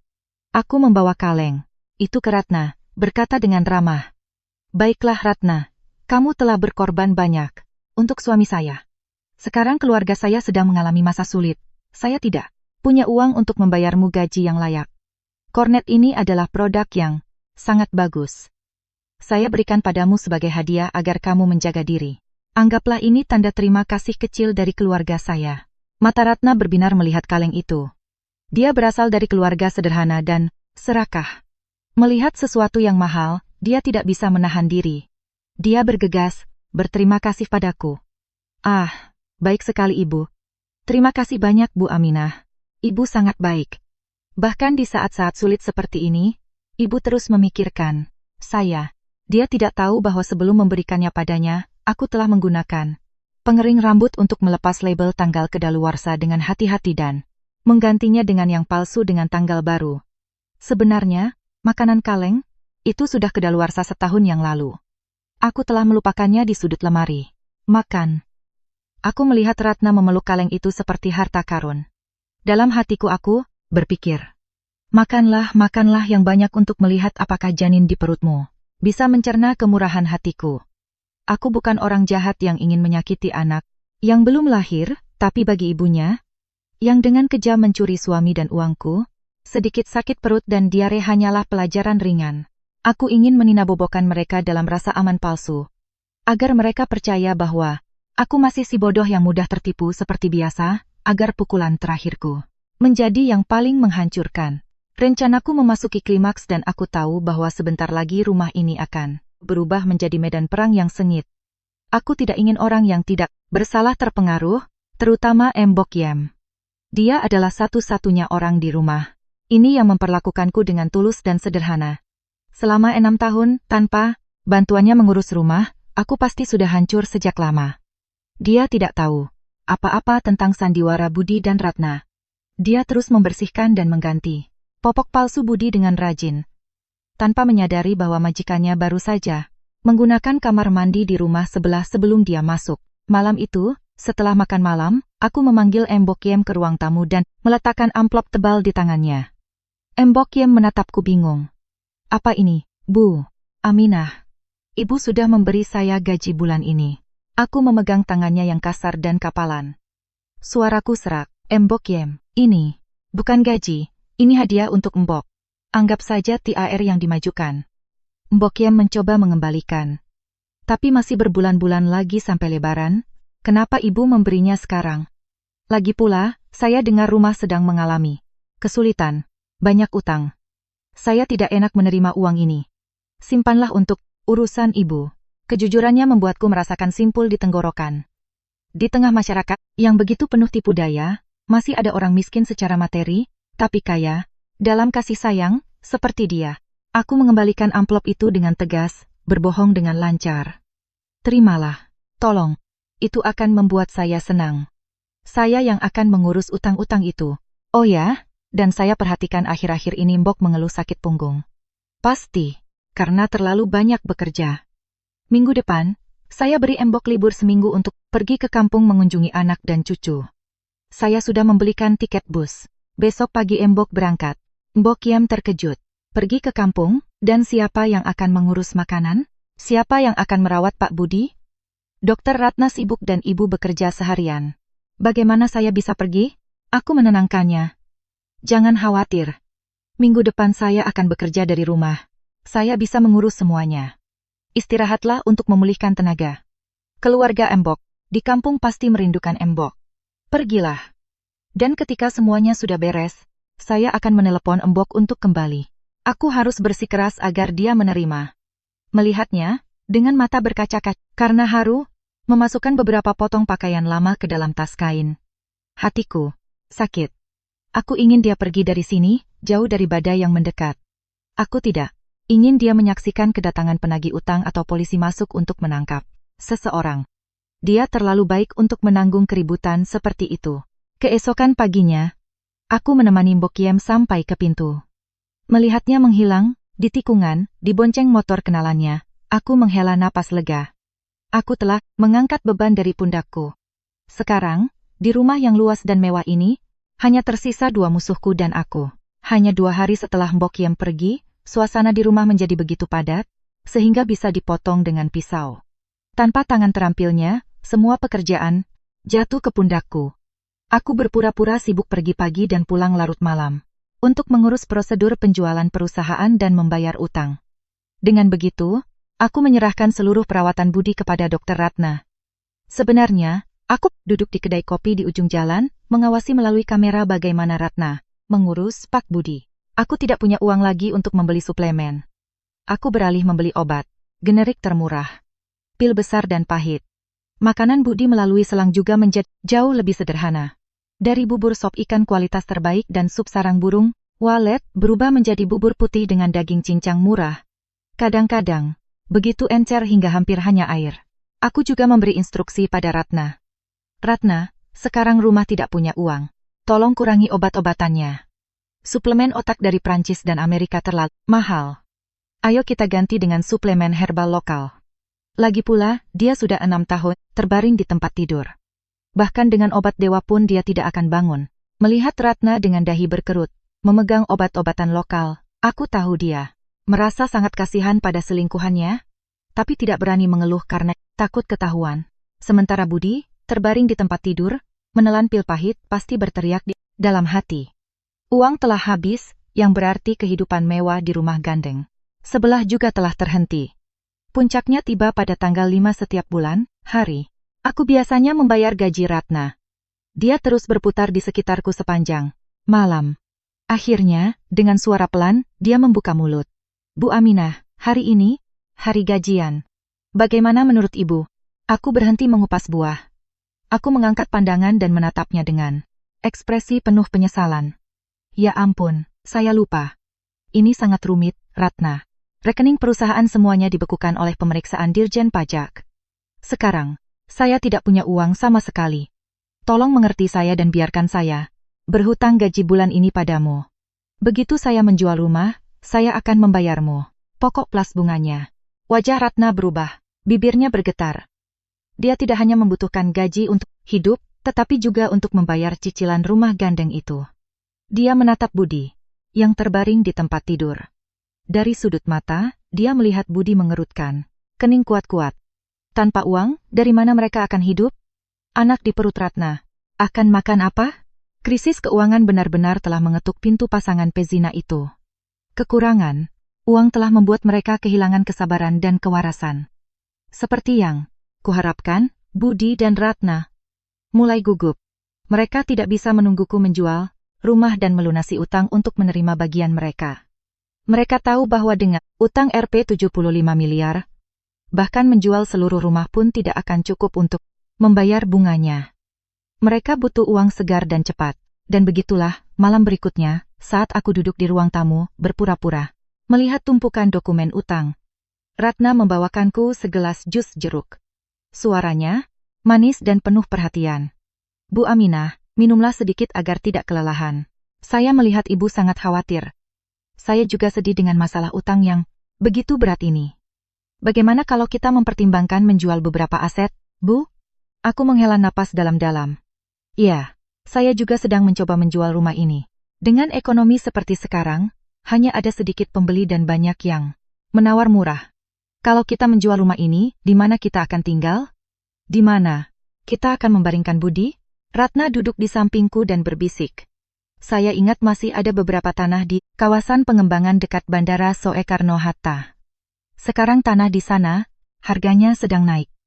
Kalau dijual, pasti dapat banyak, cukup untuk menutupi utang sementara. Dan masih akan tersisa sesuatu untuk biaya medis Pak Budi. Aku berpura-pura terkejut. Ah, benar juga. Saya benar-benar lupa. Tanah-tanah itu sekarang pasti bernilai sekitar 5 miliar. Tapi masalahnya semua sertifikat atas nama Budi. Sekarang dia terbaring di tempat tidur, tidak sadar. Bagaimana dia akan menandatangani untuk menjual? Prosedurnya sangat rumit. Harus pergi ke pengadilan untuk menyatakan dia tidak mampu secara hukum. Lalu pengumuman publik. Itu proses yang sangat lama. Sementara itu, penagih utang sudah menodongkan pisau ke leher saya. Mata Ratna berbinar seperti lampu mobil. Dia bergegas berkata, Bu Aminah, jangan khawatir. Saya kenal pengacara yang sangat bagus, spesialis dalam kasus sulit seperti ini. Dia bilang ada cara untuk melakukan prosedur cap jempol di rumah. Cepat dan praktis. Hanya butuh saksi. Yang penting adalah menyelamatkan situasi. Pertama aku menatap wajah antusiasnya dan tertawa dalam hati. Wanita ini terlalu bersemangat. Tidak sia-sia aku menyiapkan perjamuan dan mengundangnya makan. Aku berpura-pura ragu, berpikir untuk waktu yang lama dan kemudian mengangguk. Baiklah, saya rasa tidak ada cara lain. Hubungi pengacara itu segera. Lakukan secepat mungkin. Saya juga sudah lelah. Saya ingin menyelesaikan ini agar bisa berkonsentrasi merawat Budi. Ratna bersorak. Seolah-olah telah menemukan emas, dia berlari keluar untuk menelepon. Aku menatap punggungnya dan tersenyum. 2 hari kemudian, Ratna membawa seorang pria berjas rapi ke rumah, memperkenalkannya sebagai pengacara, spesialis dalam menyelesaikan sengketa aset yang kompleks. Melihat penampilan klimis dan mata licik pria itu, aku langsung tahu bahwa dia adalah salah satu komplotan Ratna. Pengacara sungguhan mana yang akan bekerja dengan cara yang begitu cepat dan tidak lazim. Tapi aku tetap menerimanya dengan ramah. Menyajikan minuman dan memperlakukannya seperti tamu kehormatan.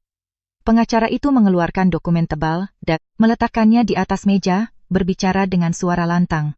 Halo, Bu Aminah. Sesuai pembicaraan dengan Dr. Ratna, saya telah menyiapkan dokumen untuk surat kuasa penuh atas aset Pak Budi kepada Dr. Ratna agar dia bisa mengelola dan menggunakannya untuk biaya pengobatannya. Karena Pak Budi sedang koma, kita akan menggunakan prosedur cap jempol. Saya sudah mengatur semuanya, Ibu hanya perlu menandatangani sebagai saksi. Dan selesai.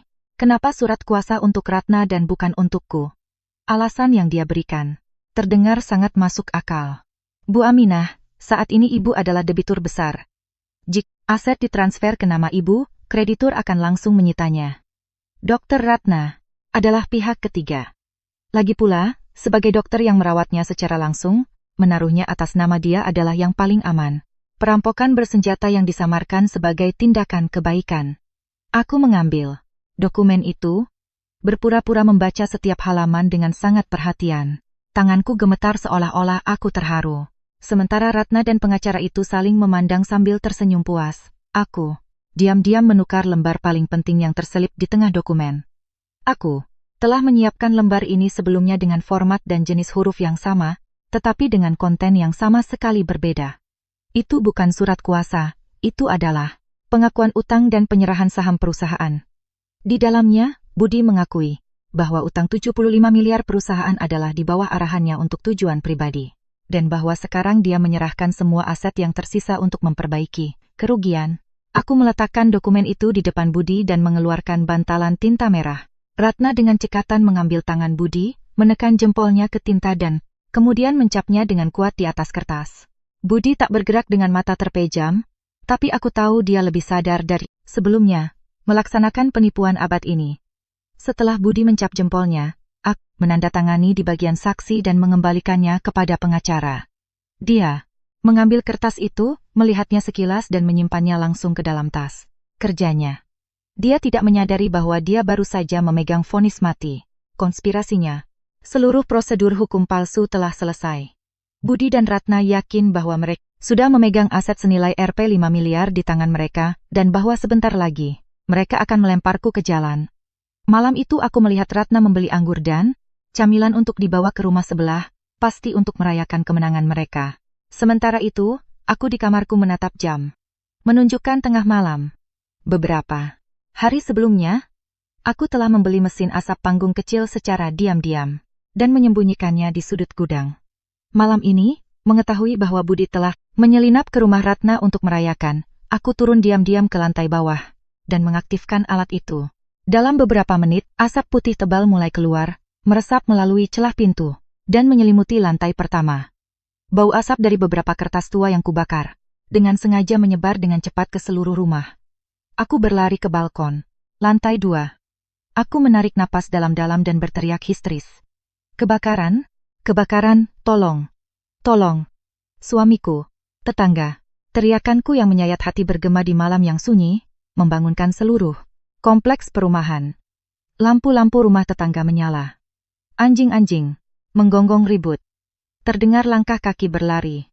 Aku mengaktifkan sistem alarm kebakaran gedung. Sirene meraung memekakan telinga, seolah merobek malam. Aku berlari ke halaman, membuka gerbang besi lebar-lebar dengan rambut acak-acakan, wajah kotor oleh jelaga dan menangis. Aku menunjuk ke lantai 2. Suamiku, Budi, masih di atas. Tolong selamatkan dia. Dia lumpuh, tidak bisa lari. Beberapa tetangga muda, ada yang membawa alat pemadam api ringan. Yang lain, linggis, berlari menaiki tangga. Mereka adalah orang-orang baik dan antusias, yang selalu menaruh belas kasihan pada situasiku. Seorang istri muda dengan suami cacat. Suara langkah kaki tergesa-gesa dan teriakan bergema di seluruh rumah. Aku berlari di belakang mereka, mengamati secara diam-diam.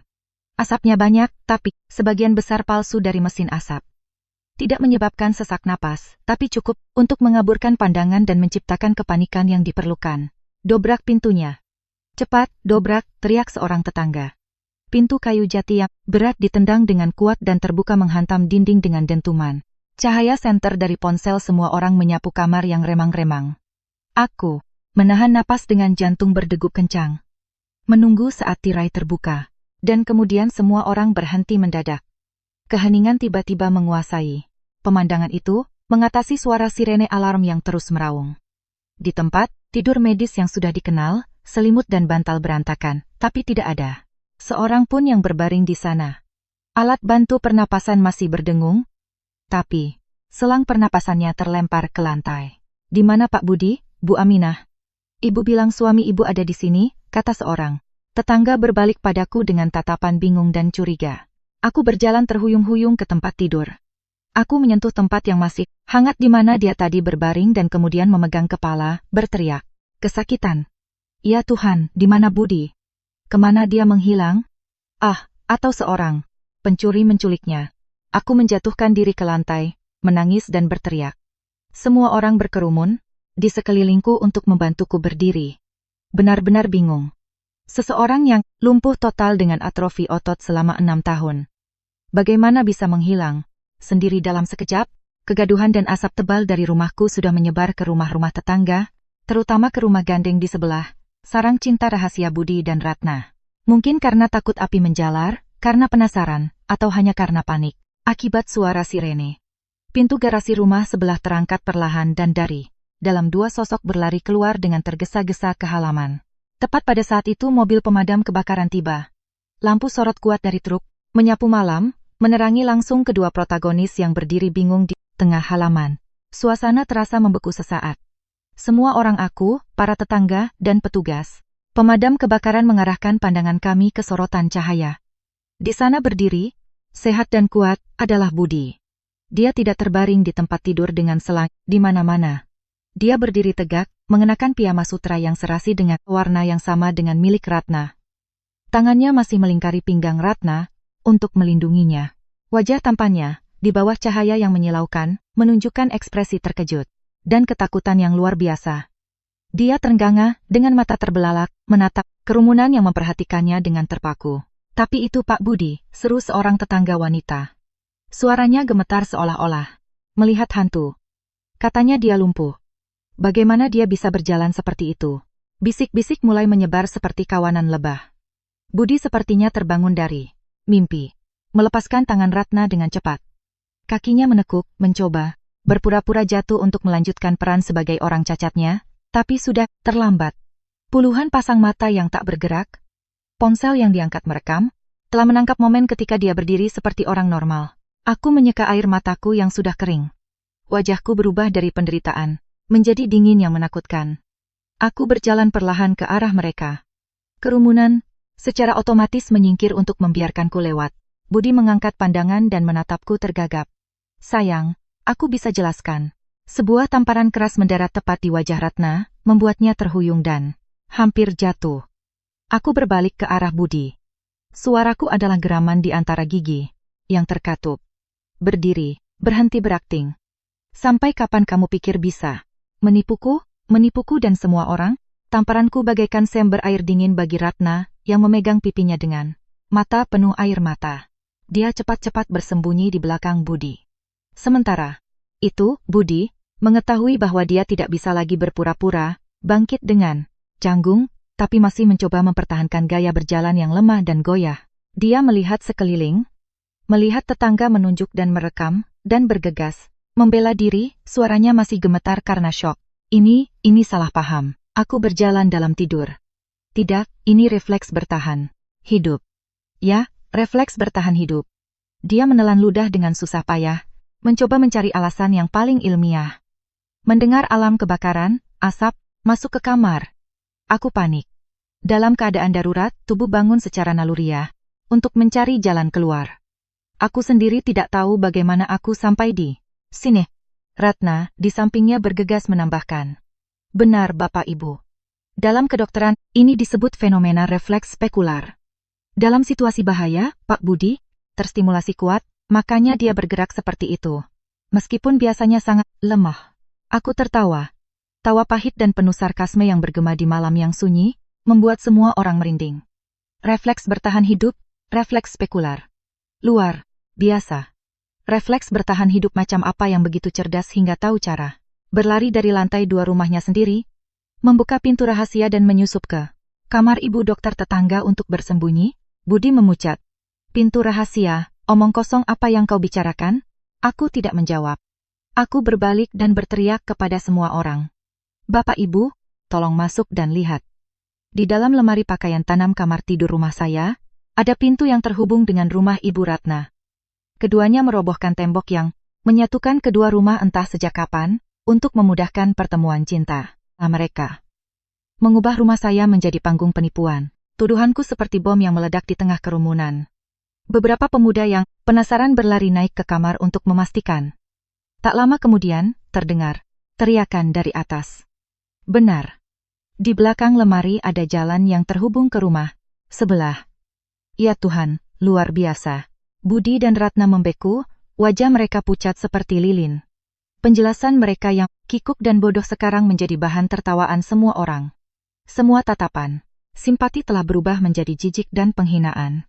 Ketika kebenaran tentang pintu rahasia terungkap, Budi tahu bahwa dia tidak punya jalan keluar. Dia hampir saja menerjangku untuk membungkamku atau berpura-pura kejang untuk mencari jalan keluar. Tapi tepat pada saat itu, sirene mobil polisi terdengar di ujung jalan mendekat. Sebenarnya, begitu aku mengaktifkan alarm kebakaran, aku sudah menelepon kantor polisi untuk melaporkan bahwa tersangka tak dikenal telah menyusup ke rumahku, menyimpan barang-barang terlarang dan melakukan aktivitas ilegal. 2 mobil patroli berhenti tepat di depan. Petugas turun dengan cepat, meminta kerumunan untuk bubar dan mengamankan lokasi kejadian. Aku berlari ke petugas, yang bertanggung jawab untuk melapor. Pak Polisi, saya pemilik rumah ini. Saya curiga kedua orang ini masuk secara ilegal ke properti saya dan melakukan penipuan untuk menguasai aset saya. Saya meminta penggeledahan administratif rumah sebelah. Budi dan Ratna gemetar hebat. Ratna mencoba menjelaskan sesuatu, tapi polisi memerintahkannya untuk diam. Dengan kesaksian ketua RT kompleks, polisi melanjutkan menggeledah rumah gandeng yang seharusnya tak berpenghuni itu.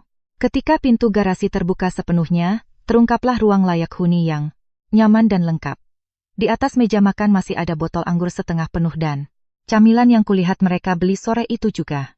Di kamar tidur, pakaian Budi, barang-barang bermerek yang seharusnya hilang, tergantung rapi di lemari dan, yang paling penting, di brankas kecil di sudut ruangan, yang kata sandinya sudah kuberikan kepada polisi karena aku telah memasang perangkat lunak pelacak secara rahasia dan merekam. Ratna membukanya, mereka menemukan sejumlah besar uang tunai, mata uang asing, dan dokumen transfer dari perusahaanku ke rekening luar negeri. Itu adalah uang yang telah mereka gelapkan dari perusahaan dan yayasan amal palsu selama ini. Budi bersandar di dinding. Keringat mengalir deras membasahi piyama sutra mahalnya. Kakinya yang seharusnya lumpuh sekarang benar-benar gemetar. Tanpa perlu berakting, dia menatapku dengan campuran kebencian dan ketakutan.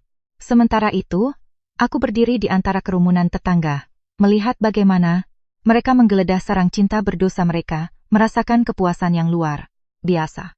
Fasad sempurna suami yang koma dan dokter yang berdedikasi akhirnya runtuh total di hadapan cahaya hukum. Mulai sekarang, mereka bukan lagi aktor ulung, mereka hanya tersangka sederhana yang menunggu hari penghakiman. Di tengah kekacauan, saat polisi menggiring Budi dan Ratna ke mobil patroli, kerumunan tetangga yang mengelilingi mereka semakin membesar. Semua orang marah melihat sandiwara tidak manusiawi yang baru saja mereka saksikan. Hinaan tidak berhenti. Penipu, kasihan istrinya, memelihara ular di rumah. Orang seperti ini harus dipenjara selamanya. Ratna, yang terbiasa hidup dalam kemewahan dan di bawah perlindungan Budi, menjadi sasaran ratusan tatapan jijik dan panik. Dalam dorong-mendorong untuk menghindari ponsel tetangga yang menyiarkan langsung, Ratna tersandung anak tangga dan jatuh ke tanah. Mengikuti naluri seorang ibu, alih-alih merentangkan tangan untuk melindungi diri, dia memeluk perutnya erat-erat, berteriak histeris. Aduh, anakku. Perutku sakit sekali. Tindakan dan kata-katanya seperti menyiram bensin ke api. Aku menyilangkan tangan, mengamati Ratna mengerang kesakitan di tanah. Baju tidurnya terangkat, memperlihatkan perut yang sudah cukup membuncit. Aku mendekat, membungkuk dan menatap langsung ke wajah Budi yang terpaku di sampingnya, tersenyum dengan sinisme yang membekukan tulang. Wah Budi, kamu luar biasa. 6 tahun terbaring dengan atrofi otot. Kelumpuhan total, tapi spermamu tetap sekuat atlet olimpiade. Atau apakah kamu reinkarnasi Gatot Kaca, yang hanya dengan meregangkan bahu bisa membuat seseorang hamil? Kerumunan ternganga. Tawa sarkastik dan komentar mulai muncul. Seorang tetangga, wanita berdekak. Lumpuh. Lumpuh apanya? Lihat perut wanita itu. Pasti sudah 5 bulan.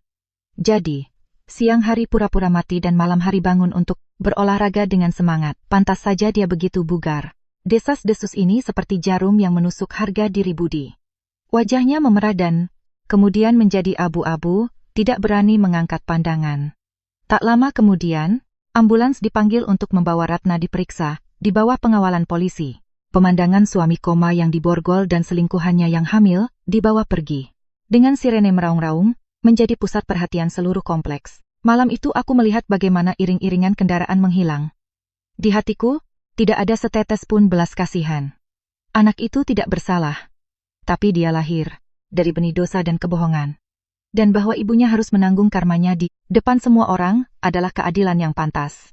Aku kembali masuk ke rumah melihat kekacauan, asap, dan debu. Foto pernikahan besar di ruang tamu telah jatuh dalam kekacauan dan hancur berkeping-keping. Aku menginjak pecahan kaca, mendengar derit di bawah kakiku, dan merasakan hatiku sangat ringan.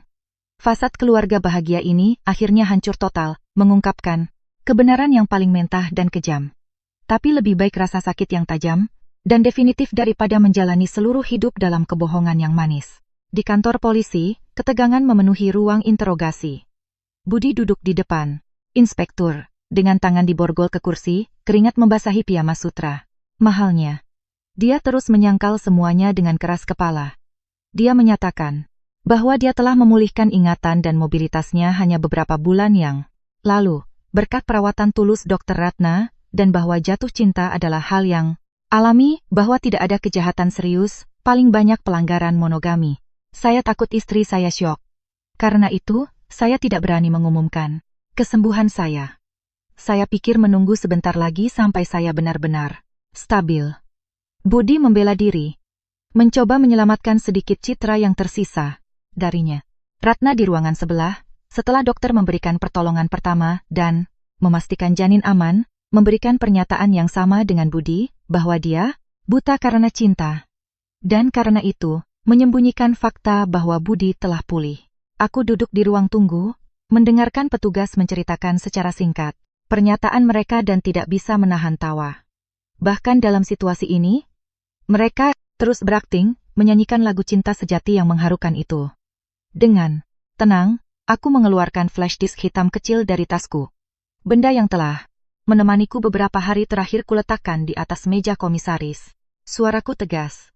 Pak Komisaris, di sini ada semua bukti yang saya kumpulkan. Tidak hanya ada video yang merekam mereka hidup sebagai pasangan normal selama berbulan-bulan, tetapi juga percakapan mereka yang merencanakan cara menguasai harta saya. Ketika flash disk terhubung ke komputer, layar besar di ruang rapat menyala. Muncul video-video dengan jelas, adegan Budi berjalan bebas di rumah. Budi dan Ratna bersulang dengan gelas anggur untuk merayakan keberhasilan menipuku untuk menandatangani sumbangan besar. Budi memanggilku sapi perah bodoh setiap kali aku keluar rumah. Dan yang paling penting, rekaman Budi yang mengakui kepada Ratna tentang kecelakaan bertahun-tahun yang lalu. Si bodoh itu. Aku memutar setir, tapi dia tidak mati. Malah dia bekerja keras untuk menghidupiku. Yah, kurasa dia sedang membayar utang dari kehidupan sebelumnya. Mereka membawa Budi ke ruangan untuk menghadapinya dengan bukti-bukti. Melihat dirinya di layar, tertawa bahagia atas penderitaan istrinya. Wajah Budi menjadi putih seperti kertas. Dia gemetar. Bibirnya bergerak, tapi tidak bisa mengucapkan sepatah kata pun. Semua pembelaannya tentang kesembuhan ajaib atau cinta sejati lenyap seperti gelembung sabun. Di hadapan bukti baja yang tak terbantahkan, topeng bermuka duanya telah direnggut, mengungkapkan sifat sebenarnya sebagai penipu profesional dan kejam. Inspektur menatap Budi dengan tegas. Pak Budi, dengan bukti-bukti ini Anda tidak hanya diselidiki karena penipuan dan penggelapan, tetapi juga ada indikasi kejahatan penganiayaan berencana dan pelanggaran kewajiban keluarga. Masih ada yang mau disangkal? Budi membenamkan kepalanya di meja. Seluruh tubuhnya bergetar hebat. Keheningannya adalah pengakuan bersalah yang paling jelas. Keesokan paginya, berita tentang kejadian memalukan ini menyebar dengan kecepatan luar biasa. Ibu mertuaku, Ibu Harsono, yang berada di kampung begitu, mengetahui putranya ditangkap, bergegas datang ke Jakarta dan menyerbu kantor. Polisi seperti angin puyuh, menangis dan berteriak, membuat keributan. Ya Tuhan, anakku sakit, terbaring di tempat tidur. Apa yang mungkin dia lakukan? Sampai ditangkap? Lepaskan anakku. Ini fitnah. Melihatku duduk bekerja dengan pengacaraku di sudut, Ibu Harsono melemparkan dirinya ke arahku untuk menyerangku. Kamu menjebak suamimu sendiri. Wanita jahat, ular berbisa, aku harus membunuhmu. Untungnya, petugas segera turun tangan dan menahannya dengan kuat. Ibu Harsono meronta dengan mata merah karena kebencian, tanpa henti menghinaku. Aku bangkit, merapikan pakaianku dan menatapnya dengan campuran dingin dan kasihan. Aku memberi isyarat kepada pengacaraku untuk memberikan tumpukan fotokopi padanya. Ibu Harsono, tenanglah. Putra ibu tidak difitnah. Dia tidak hanya sehat, walafiat, tetapi juga punya energi untuk menghamili wanita 5 bulan. Dan ini, bacalah baik-baik. Ibu Harsono merenggut tumpukan kertas itu. Tangannya gemetar membalik halaman. Itu adalah salinan pengakuan utang yang telah dicap jempol oleh Budi dan Ratna. Beberapa hari sebelumnya, percaya bahwa itu adalah surat kuasa. Bersama dengan pemberitahuan dari bank tentang penyitaan semua aset jaminan. Aku berbicara perlahan, kata demi kata, agar terpatri di otaknya. Putra ibu dan selingkuhan tercintanya menandatangani pengakuan utang perusahaan sebesar Rp75 miliar. Semua asetnya, termasuk rumah mewah yang begitu dia banggakan, tanah di kampung tempat ibu tinggal dan rumah keluarga yang begitu dia pamerkan, sekarang milik kreditur. Saya sudah mengajukan gugatan cerai dan pengadilan menerima berkasnya pagi ini. Sekarang saya tidak punya hubungan apa-apa dengan keluarga. Penuh utang ini, 75 miliar rupiah utang. Gagap Ibu Harsono. Wajahnya pucat, seperti mayat. Dia tidak bisa mempercayai apa yang didengarnya. Dia datang menuntut keadilan, memberi pelajaran pada menantunya, malah menerima berita yang seperti petir di siang bolong. Seumur hidup dia telah memupuk keserakahan, berharap putranya menjadi kaya agar dia bisa hidup mewah. Sekarang putranya dipenjara, kekayaannya lenyap dan dia sendiri akan menjadi gelandangan. Syok itu terlalu besar bagi Ibu Harsono, yang tidak bisa tetap berdiri. Dia memutar matanya dan pingsan di lantai kantor polisi. Aku menatapnya yang sudah di lantai. Hatiku tak bergeming, karma berputar, keserakahan tanpa batas ibu dan anak, akhirnya membawa mereka ke jurang. Aku menoleh ke seorang, berkata, "Maaf, tolong panggilkan ambulans untuknya. Urusan saya di sini sudah selesai, saya pergi." Aku keluar dari kantor polisi menghirup udara kebebasan, meninggalkan tragedi keluarga mereka di belakang. Di hadapan ancaman penjara dan hukuman berat, cinta sejati antara Budi dan Ratna runtuh lebih cepat daripada gelembung sabun. Begitu mengetahui bahwa Budi telah menandatangani pengakuan utang miliaran, dan bahwa semua kekayaan telah lenyap, Ratna menyadari bahwa tidak ada lagi yang bisa diperjuangkan. Dia mengerti bahwa, jika dia terus melindungi Budi, dia akan kehilangan segalanya. Karier, kehormatan, dan masa depan anak yang dikandungnya. Naluri bertahan hidup menguasainya, mengubahnya dari kekasih yang manis menjadi pengkhianat yang paling dingin. Di ruang interogasi, Ratna mengubah sikapnya 180 derajat. Dia menangis terseduh-seduh, memainkan peran korban yang ditipu dan dipaksa. Dia mengaku kepada polisi bahwa Budi telah mengancamnya, memaksanya, berpartisipasi dalam sandiwara penyakitnya. Dia menuduh Budi sebagai otak dari segalanya. Dari penciptaan yayasan amal palsu untuk mencuci uang hingga pemalsuan laporan medis. Saya hanya dokter yang bekerja demi gaji. Dia mengancam akan membunuh seluruh keluarga saya jika saya tidak patuh. Saya terlalu takut. Makanya saya harus berpartisipasi. Anak ini juga karena dia memaksa saya, isak Ratna, air mata. Buaya jatuh bercucuran. Di ruangan sebelah, kepada Budi ditunjukkan video pernyataan Ratna. Dia tercengang melihat wanita yang pernah dicintainya dengan gila, melemparkan semua kesalahan padanya. Kemarahan memakannya dan dia kehilangan kendali. Dia melemparkan dirinya ke layar, berteriak seperti orang gila. "Perempuan jalang pembohong, kamu ular. Kamulah yang menyuruhku berpura-pura sakit untuk memeras uang Aminah. Kamulah yang menyuruhku bersabar sampai dia menjual tanah dan sekarang kamu mau cuci tangan." Dikuasai kemarahan, Budi mengakui segalanya, merinci setiap tindakan Ratna untuk membalas dendam. Dia mengakui bahwa Ratna lah yang menghubungi langsung perusahaan farmasi fiktif untuk menaikkan harga dan bahwa dialah pemegang rekening yang menerima uang haram itu. Keduanya yang pernah bersumpah setia abadi, yang tidur berpelukan, sekarang saling menyerang tanpa ampun di kantor polisi, mengungkap sudut-sudut tergelap satu sama lain untuk meringankan hukuman mereka sendiri. Aku mengamati semuanya melalui monitor, merasakan rasa jijik yang mendalam. Jadi, cinta yang seharusnya mereka miliki itu begitu murah. Dengan uang mereka, adalah pasangan yang penuh gairah. Dalam kesulitan mereka adalah musuh, bebuyutan. Sandiwara telah berakhir dalam penghinaan dan ketidakhormatan yang paling mutlak. Izin praktik kedokteran Ratna dicabut selamanya dan dia dituntut sebagai kolaborator yang diperlukan. Sementara itu, Budi, sebagai otak intelektual, pasti akan menerima hukuman yang sesuai dengan dosa-dosanya. 6 bulan kemudian, persidangan berakhir.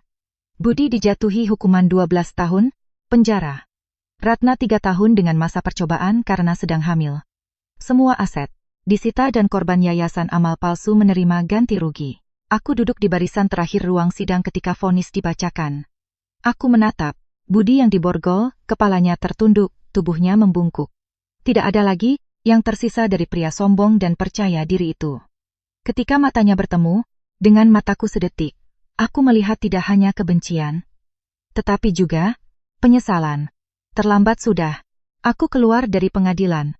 Langit tinggi dan biru. Aku menelepon Mbok Yem. Mbok Yem, bisa kembali. Semuanya sudah beres. Di seberang sana, aku mendengar suaranya yang terharu. Bu Aminah, puji Tuhan, saya naik bus sekarang. 3 tahun telah berlalu sejak saat itu. Aku pindah ke Lembang, Bandung, tempat yang tenang di pegunungan, jauh dari kota yang bising dan kenangan sedih.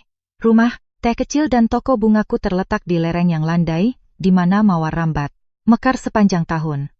Tidak banyak orang yang datang, tapi semuanya pecinta ketenangan. Mereka datang menikmati teh, mengagumi bunga dan kadang-kadang mencari momen hening untuk diri mereka sendiri, sepertiku. Hidupku sekarang mengalir damai. Aku bangun pagi, menyiapkan teh, memanggang kue. Sore hari aku berjalan-jalan santai di jalan setapak. Malam hari aku membaca buku di dekat perapian. Mbok Yam terus tinggal bersamaku. Dia sudah terbiasa dengan iklim di sini. Kulitnya cerah, selalu tersenyum. Sesekali kabar datang tentang orang-orang dari masa lalu.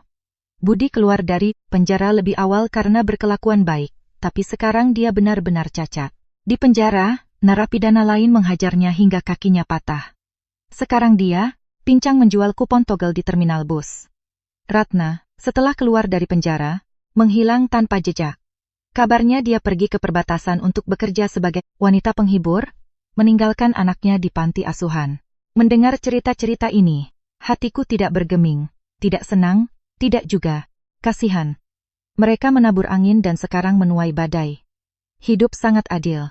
Aku telah memaafkan mereka, bukan karena mereka pantas mendapatkannya, tetapi karena aku pantas mendapatkan kedamaian. Menyimpan dendam itu seperti meminum racun dan berharap orang lain yang mati. Permisi. Seteko teh lavender dengan sedikit gula. Suara berat dan hangat memotong pikiranku. Aku mengangkat pandangan dan bertemu dengan tatapan hangat yang mengamatiku dengan penuh perhatian. Itu adalah pelanggan tetap yang datang ke toko setiap Sabtu sore. Dia seorang arsitek, pria, dengan tangan berbakat dan senyum ramah. Dia tidak pernah bertanya tentang masa laluku, tidak juga memberiku rayuan. Dia hanya datang, duduk dalam diam, meminum tehnya dan melihatku bekerja. Kadang-kadang dia menceritakan hal-hal lucu tentang rumah-rumah yang dirancangnya. Aku tersenyum dan meletakkan teko yang mengeluarkan aroma ungu dengan lembut atas mejanya. Ini teh lavendernya. Hari ini bunganya indah. Dia menatap mataku dan kemudian ke kebun bunga di luar jendela. Dia berkata, dengan suara pelan.